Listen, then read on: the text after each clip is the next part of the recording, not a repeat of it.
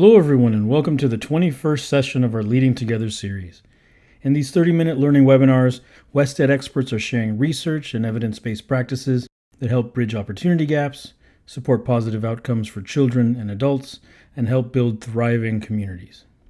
Today's topic, cultivating the conditions for learning and well-being. Our featured speakers today are Rebeca Cerna, Senior Director of Resilient and Healthy Schools and Communities at WestEd, Krystal Wu, Program Manager for our Resilient and Healthy Schools and Communities team, and Dr. Theresa Pfister, Program Associate for our Resilient and Healthy Schools and Communities team at WestEd. Thank you all very much for joining us. My name is Danny Torres. I'm Associate Director of Events and Digital Media for WestEd. I'll be your host. Now, before we move into the contents of today's webinar, I'd like to take a brief moment to introduce WestEd. As a nonpartisan research, development, and service agency, WestEd works to promote excellence, improve learning, and increase opportunity for children, youth, and adults. Our staff partner with policymakers, district leaders, school leaders, communities, and others, providing a broad range of tailored services, including research and evaluation, professional learning, technical assistance, and policy guidance. We work to generate knowledge and apply evidence and expertise to improve policies, systems, and practices. Now I'd like to pass the mic over to Rebeca. Rebeca, take it away. Thank you. Thank you, Danny. Hello, and again, welcome to our session on cultivating the conditions for learning and well-being. We are thrilled that you are here joining us from across the country. Again, my name is Rebeca Cerna. I'm joining from California. And to this space, I bring my expertise of school climate and culture, community schools, and participatory data use approaches. I'm joined by two fabulous colleagues, Krystal Wu, who brings expertise in social and emotional learning, culturally responsive pedagogy, and school climate and culture. And she's joining us from the Portland, Oregon area. And Theresa Pfister, who brings expertise in evaluation and technical assistance, and also in social emotional learning, trauma-informed approaches, and educational equity. And she's joining us from the Baltimore, Maryland area. So our team works in the spaces to enhance positive environments that foster connectedness, that promote health, well-being, and strengthen engagement. And today, what we're going to be doing during our short time here is we're going to be starting off with a quick activity, and then we'll ground ourselves in what the conditions for learning and well-being are. Then we'll get to explore this whole idea of shifting the lens from an individual to a structural one. We will share some examples and practices to highlight what this looks like in action and in practice. As part of our close, we'll provide everyone with a Padlet full of resources for you to take back to apply this in your own local context. So to truly cultivate conditions where learning and well-being flourish, it's really essential to recognize that feeling safe, that feeling supported and connected isn't just something that is a desired atmosphere. It's foundational. We need to have it. We need to have those conditions in place for students and educators. So when students and educators feel that they're experiencing belonging, that they're experiencing trust, they're more open for authentic learning, for collaboration, and for growth. But creating these conditions also requires us to really think about the perspective of where folks are coming from. Creating these conditions is about us actively considering their perspectives, their experiences of everyone in our school community. And this perspective taking helps us create those welcoming environments where each person feels valued, that creates the way, that paves the way for deeper engagement and stronger relationships. So to get us started, I'm going to pass it to Theresa, who's going to kick off our activity. Okay, so because our webinar today is all about changing perspectives, we're going to try an exercise where we get to change our perspectives. Here's how it's going to go. First, you will be shown a zoomed in image on the screen. As quickly as you can, you're going to go ahead and guess what it is and put your response in the chat. Then I will zoom out and you'll get to see if you're right, if you guessed the right object. Okay, so let's go ahead and give it a try. This is our first image. It's a picture of something that's orange with a circular shape in the middle, sort of a starburst pattern. I already see answers in the chat. I see carrot, orange, sun, carrot, another orange, another carrot, another sun. Excellent. A flower. Carrot slice, poppy flower. Ooh, specific with a poppy flower. Apricot. Oh, y'all are gonna make me hungry. All right. Flower, orange. Okay, I'll give you a couple more seconds. Put your answers in the chat and then we'll review. Okay. Painting. Iris. Nebula. My husband's a scientist. He would love that answer. All right, my friends. Here's our answer. A lot of us got it right. This is a carrot. Let's go ahead and jump to the next one. What is this? It looks to me like a cluster of kind of like thin stems or sticks, kind of like black and white is the color. What's your guess? Fir, broom, flower pistil, brush, tofu flower, magnetic iron filaments. Oh, I love that one. Something in the ocean. I'll give you a couple more seconds. Broom, brush. Y'all are good at this game. All right, here's the answer. A paintbrush. Good job. All right. Ooh, dog fur. I like that one. Okay, last one. We'll see if we can get it. What do you see? This is something that's a little tan, yellowish brown. It's got a raised pattern crisscrossing it. All right, melon rind, cantaloupe, mud, cell water. Got scientists in the room. I love this. Net, cell wall. Excellent. Yep, more cantaloupe, honeydew. Love it. May. All right. All right, just a reveal. Y'all are on it today. This is a cantaloupe. Good job. Thank you for playing this quick game as we're getting started. So the question is, I mean, I love games, but why am I asking us to do this at the start of a webinar? Besides being fun, this little exercise reminds us of how easy it is to lose sight of the bigger picture when we are focused on just one small part.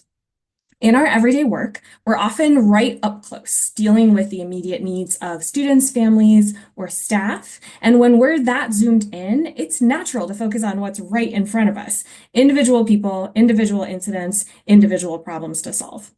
But when we step back, when we zoom out, we start to see the full landscape, the systems, the conditions, the patterns that shape what we see up close. That shift in perspective helps us move from reacting to an individual situation to reimagining the structures that influence them in the first place. So thank you for playing that game with us and for practicing that shift.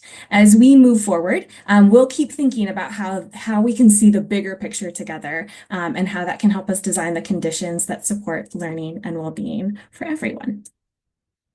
So to kind of ground us in what we're going to be talking about in this shift, we pulled on 4 of the key conditions for learning and well-being. We focus on these 4 because of their unique and important contributions to the conditions children, youth, and adults need to learn and be well. As I'm reading through them, I'm going to give us kind of a little summary and a little bit of research. I invite you to think about your own work, your own context, and if there are any recent challenges or situations that you're facing that align with one or more of these components. So the first one being fostering belonging and connection. Students learn best when they feel like they belong, when they see themselves as valued and integral to the learning community. Research from the Aspen Institute reminds us that belonging isn't just about relationships, it's about identity and participation. It's about whether students see their cultures, voices, and strengths reflected in the life of the school. When we create the conditions for belonging, we create the foundation for engagement, motivation, and academic success. The second is supporting well-being. As Rebecca said, emotional, social, and mental health aren't nice to have. They are prerequisites for sustained learning and cognitive growth. The Learning Policy Institute's recent work underscores that well-being and learning are deeply intertwined. Students can't engage in rigorous thinking if they don't first feel centered, safe, and supported. Which leads us to our third, preventing and responding to harm. Safety, physical, emotional, and relational, is the baseline for learning. When students feel unsafe or threatened or even re-traumatized, their brains are in survival mode. That means they're not able to access learning mode. Research led by Brissett and colleagues reminds us that preventing and repairing harm isn't only about discipline, it's about cultivating trust and care across the whole community. And this final one, as an evaluator, I'm a big fan of this one. So to know whether our efforts around belonging, well-being, and harm prevention and repairing harm are working, we have to look closely at how our systems are actually functioning. As Wayne and colleagues point out in their work, improvement depends on learning from evidence about both what's changing and what is staying the same or in the way. That means gathering meaningful data, listening to the experiences of students and staff, and being willing to adapt. Evaluation isn't just a compliance exercise, it's about curiosity and growth, so we can build the conditions that truly support thriving for everyone. So, thank you for listening to my little mini lecture. So now that we have an idea about these 4 key conditions for learning and well-being, I'm going to pass it to Krystal to talk about that shifting of perspective. Thanks, Theresa. So when we talk about belonging, safety, and well-being, it can be easy to think about what we as individuals need to do differently. But lasting change happens when we can zoom out, right, per that perspective taking exercise you all just engaged in, and really look at the wider picture and at the conditions shaping those experiences. And looking at those conditions is what we call taking a structural lens. And this is inspired by a great chapter on structural ideology in the book by Paul Gorski and Katie Swalwell called Fix Injustice, Not Kids. We'll make sure to get a link to that in the chat. It's a wonderful chapter. So when we're talking about this shift from an individual to a structural lens, we're really thinking about zooming out to see the systems, the policies, the cultural and environmental forces that influence what's possible for students, staff, and families. So instead of asking what's wrong with the student or family or colleague, we would start asking what's happening around this person or people that's getting in the way of their success. And when we focus on individuals in particular, and we don't do that zooming out, we run the risk of reinforcing deficit narratives, right? Or seeing students, families, or educators as the problem alone, rather than seeing the inequitable systems that constrain them. So structural lens then really can help us uncover the root causes that shape who gets access to opportunity, belonging, and support, and how a focus on systems can help us build these collective conditions such as policies, practices, relationships, and resource flows that make thriving possible for every learner. So what does it look like to practice making this shift? What are some of the questions that we can ask ourselves as education leaders? Here are some reflective questions that we might encourage you to ask yourself. You could bring these to a team meeting. You can use them by yourself in your journaling, or you could pause and reflect after a contentious situation. You might think about, Theresa asked you on the last slide to consider which of those areas or those conditions for belonging and well-being you had in mind. And so you might bring that challenge to mind right now as I read these questions. So here are these reflective questions that might be supportive for you. What are the root causes? How might inequity be operating here? What conditions are shaping this outcome? How might we rethink those conditions to facilitate different results? What barriers exist and what can we do differently to remove them? And we just really want to invite you that when we look at challenges through a structural lens, what we are reminded is that people aren't broken, systems are. And that our role as leaders is to notice the patterns and name the conditions and then work together to change them so that learning and well-being can actually take root. So the next series of slides, and we invite your questions and comments in the chat, feel free to keep them coming, is Theresa and I are going to run through each of those conditions that she named and kind of talk through what might a shift from an individual to a structural lens look like, and then what are some examples from schools, districts, and other organizations that we've worked with or heard of. So, okay, for belonging and connection, an education leader who's taking an individual lens might say something like, I support students and families however I can as they learn how to adapt to our community. And we just want to say that supporting individual students and families is important and shows care. It's not that that's bad, but if we notice that we're offering the same kinds of supports over and over, or that we're always asking students and families to adapt to us rather than the other way around, that might be a sign that we need to look deeper. So a leader taking a structural lens might ask, what's in our systems, our policies, our practices, our everyday routines and rituals that might be creating barriers to belonging?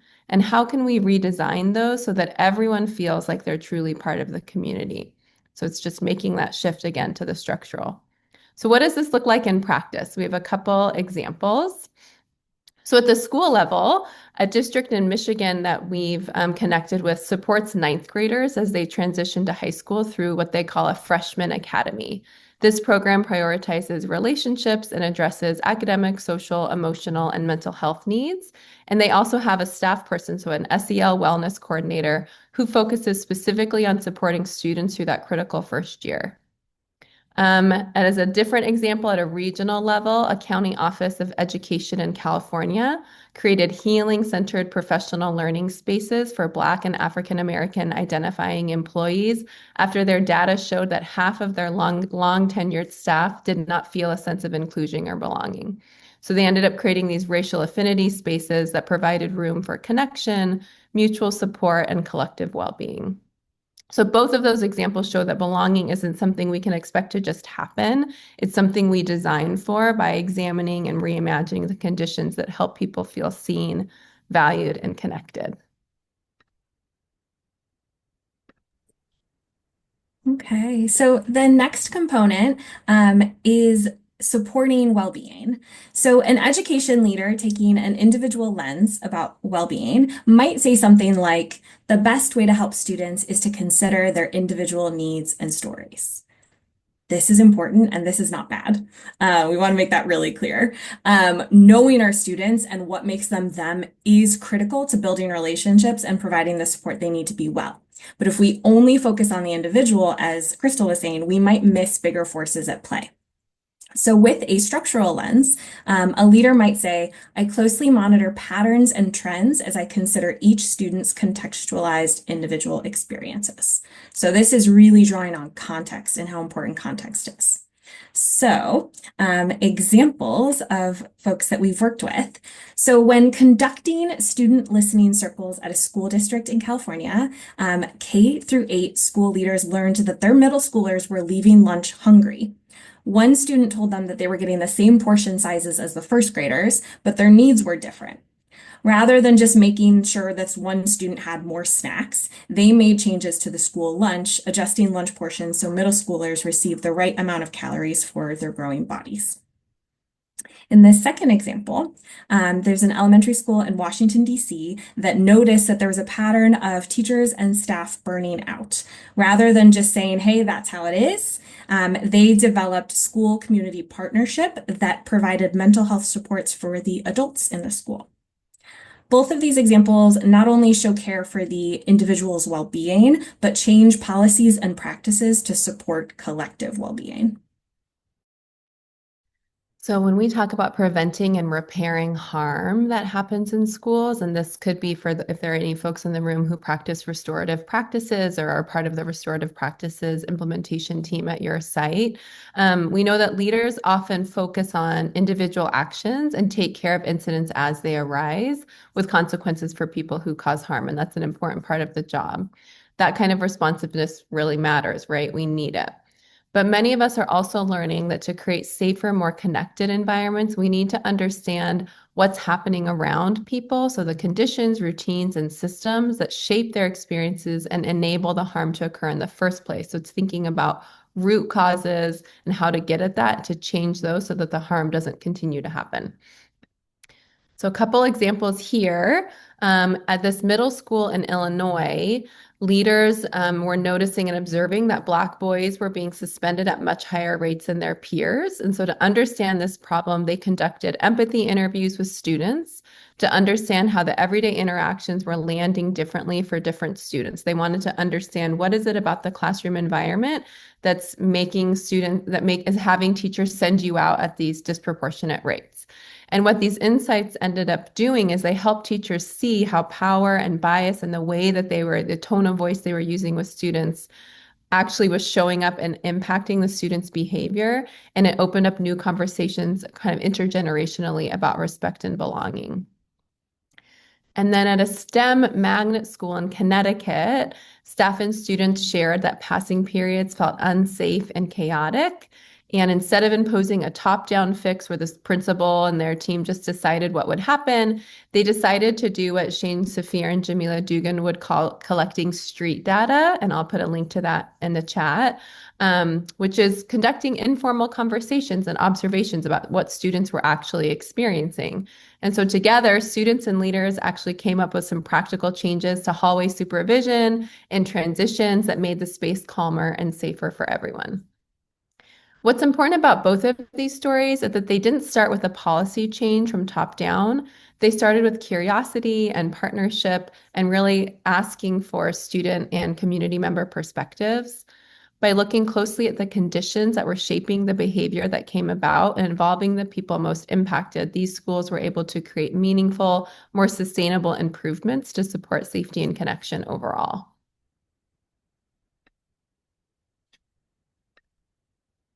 And the final one is on evaluating practice. So an education leader taking an individual lens might say something like, I have an open door policy and get frustrated when students or staff don't report their negative experiences. Open door policies are really important, but rather than blaming individuals who don't feel comfortable, safe, or empowered enough to walk through those doors, we have to think about what we can change big picture so their stories are still getting told.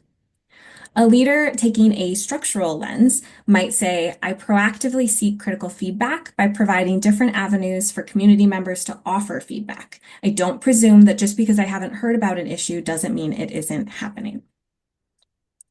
So in practice, we've got two examples of using evaluation. In an effort to address equity in discipline, a community school district conducted some data analysis. In this analysis, they found a pretty profound racial disproportionality in their practices. To address this at the structural level, they sought out training in cultural proficiency and restorative practices. In the second example, to support the statewide evaluation of the Behavioral Health Student Services Act, WestEd has convened a youth advisory group where young people across California are sharing their experiences and ideas about how the youth mental health services funded in their communities are changing things for them. Their insights will impact future policies, practices, and funding opportunities. In both of these examples, data were collected and analyzed and then used to strengthen and improve their approaches to discipline and mental health on a structural level. Okay, so we know we just did a lot of talking at you, but we would love to hear what's resonating in particular. And so we know that shifting perspective starts with curiosity, and so we'd love to hear from you. So we invite you to return to the conditions for learning and well-being that we described. So that's fostering belonging and connection, supporting well-being, preventing and repairing harm, and evaluating practice. Which of these conditions would most benefit from a shift to a structural lens in your community? We would love to hear from you, so go ahead and feel free to respond in the poll. Which of these would most benefit from a shift to a structural lens in your community? Okay, let's close the poll and see where We land. Thank you. I'm not sure if you all can see the results, but about 50% of us said fostering belonging and connection. A few of us said supporting well-being. 20% said preventing and repairing harm, and 35% said evaluating practice. So we're just scattered all over the place, but I would say majority in fostering belonging and connection and in evaluating practice. Thank you all so much for participating. So as we close, I know the time goes by so fast. As we close, we invite you to keep the condition you selected in mind, the one that feels most relevant to your context. And we'd love for you to explore the resource Padlet. So you can either hold your camera from your phone to go to the QR code, and also Danny put it in the chat, and you could just access it through the link. So in the Padlet, you'll find sample tools, stories, and examples from other districts and schools that are already making that shift and thinking about the conditions from a structural lens. And we invite you to take a look at those resources. Our hope is that something here helps you make one next step or to share something with another colleague. About creating the conditions where all young people and the adults who serve them can truly thrive. And with that, I'll pass it to Danny. Well, thank you, Rebeca, Krystal, and Theresa, for a great session today. And thank you to all our participants for joining us. We really appreciate you being here. Feel free to reach out to Rebeca and Theresa via email if you have any questions about the work we discussed today. You can reach out to Rebeca at rcerna@wested.org and Theresa at tpfiste@wested.org. For those of you interested in learning more about our school climate work at Wested in general, email us at schoolclimate, one word, at wested.org. And you can check out recordings of our past Leading Together webinars. We've covered a range of topics, including literacy, assessment, special education, and mathematics. And we're working on a couple more in December, as well as our schedule for 2026. So look out for future dates. To access our Leading Together webinar series recordings, visit us online at wested.org/leading-together-2025. And finally, you can sign up for Wested's email newsletter to receive updates. Subscribe online at wested.org/subscribe, or you can scan the QR code displayed on the screen here. You can also follow us on LinkedIn and Blue Sky. With that, thank you all very, very much. We'll see you next time.